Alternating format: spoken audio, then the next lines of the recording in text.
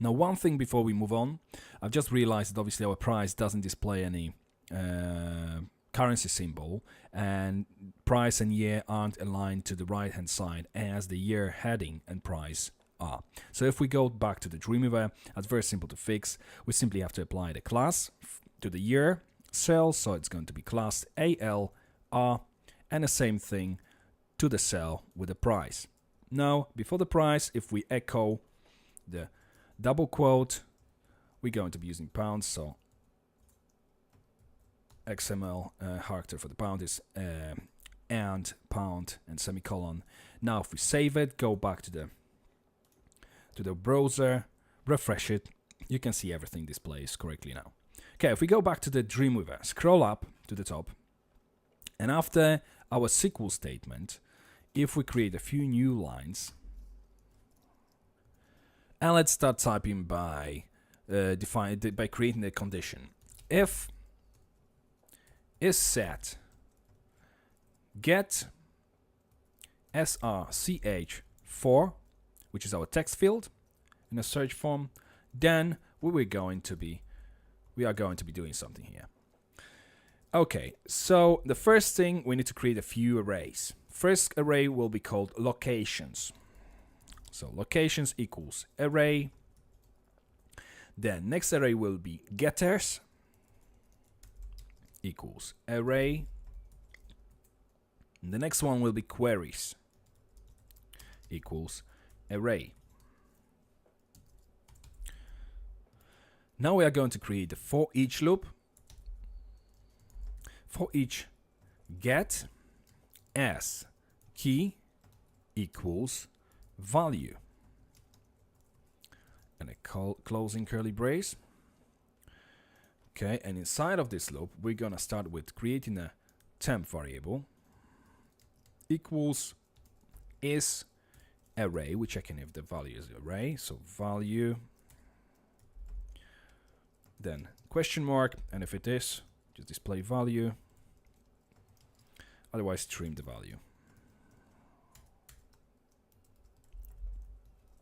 Okay, now we are going to another if statement. If empty, usually if it's not empty temp,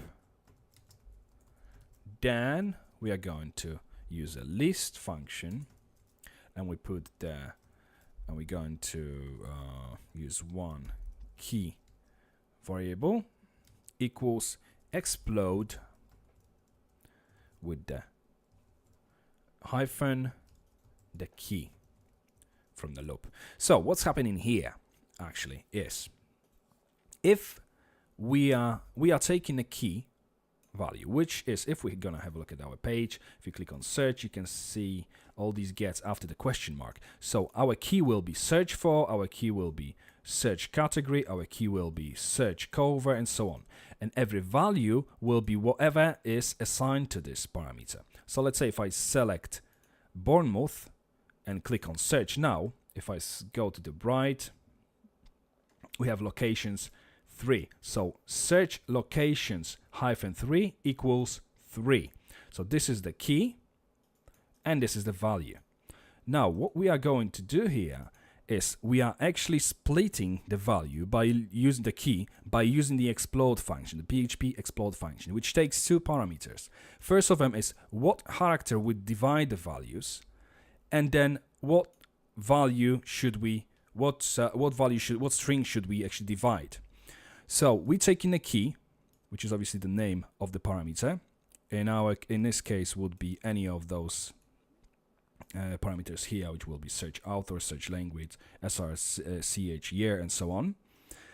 And we check if they've got hyphens. If they have, then split it up. And the first parameter, the only first one, will be assigned to the key.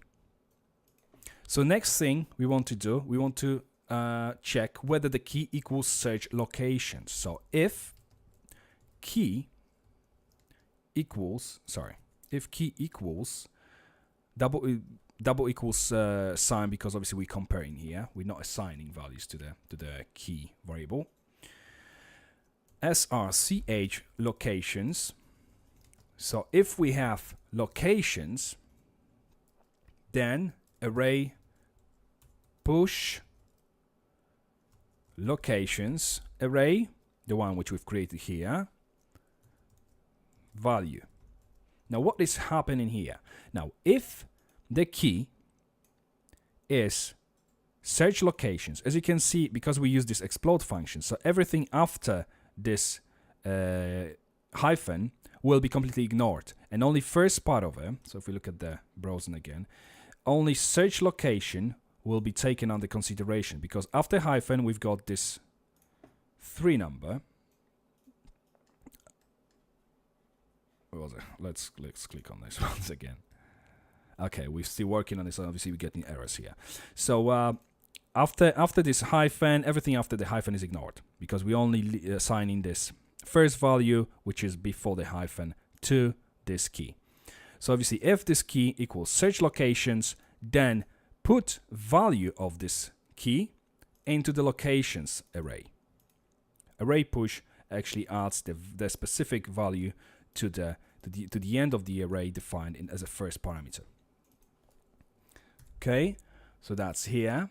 Then if we do another comparison, if isn't in array, if it's not in array and we want to check the key in the array getters,